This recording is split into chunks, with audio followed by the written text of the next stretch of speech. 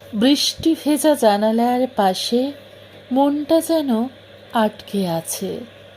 স্মৃতিগুলো আজ ঝাপসা লাগে, মনে হয় যদি তুমি থাকতে কাছে।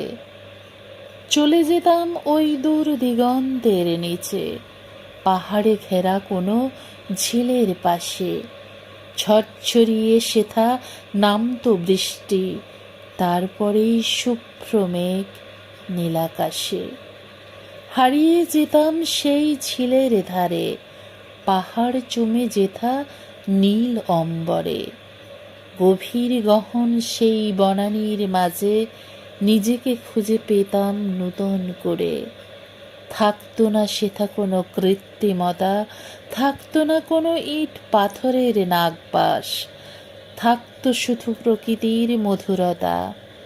দুজনা ছাড়া আর কেউ হতো না আশপাশ, থাকতো শুধু প্রকৃতির মধুরতা।